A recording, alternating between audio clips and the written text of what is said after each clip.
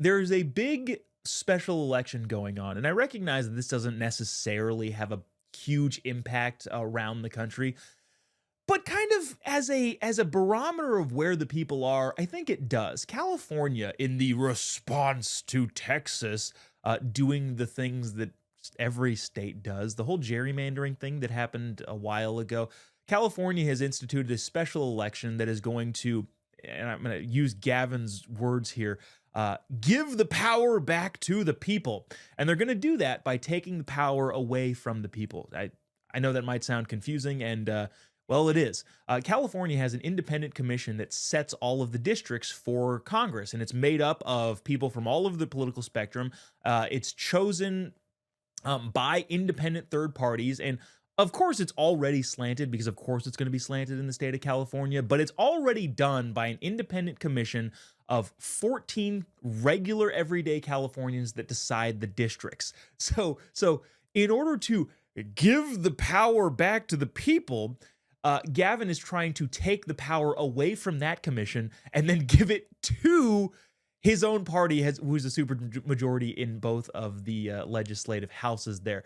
So in that whole process, there is a special election that is happening in California, and it turns out that the California Secretary of State sent out inaccurate voter guides to everybody in the state because, of course, they did. Now, the mistake is relatively small. It's on page 11. A proposed congressional district provided by the Legislative Analysis Office was mislabeled as District 22 when it should be identified as District 27. That's the big mistake.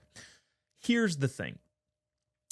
I am cynical enough to believe that the Secretary of State of California made this mistake on purpose. You know why? Because it got it in the news consistently across the entire state of California. I am cynical enough to think that the politicians understand that any publicity is good publicity, and they need publicity right now because the polls are underwater. Even in the liberal hellhole, the progressive nonsense state of California, voters hate the idea that Governor Newsom is going to take the power away from the people and give it to himself under the guise of giving the power back to the people. Again, it's ironic, it's stupid, it's crazy, but that's what's happening in Sacramento, in the capital of California. The polling is not in their favor, and Governor Newsom is taking a huge risk here, politically speaking, because if and when this proposition does not pass, it's going to all be blamed on him. By the way, it's going to cost the taxpayers in California $284 million.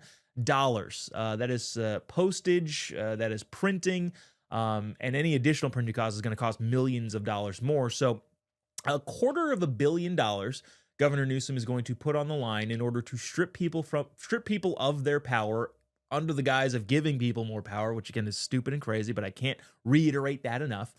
And I think they made this mistake in order to get the media talking about it again. Now, obviously, if you're watching this show, you're probably wondering, well, why are you talking about it? Because I think people need to see the cynical nature of the politicians in the great state of California, the state that I live in, so I pay a little bit more attention to that. But you should also pay attention because you don't not want your state to become the state that has lost all semblance of reality. It remains to be seen how this will actually work. I think California will ultimately reject Newsom's attempt to steal the power from the people, but I don't know. We'll all find out together.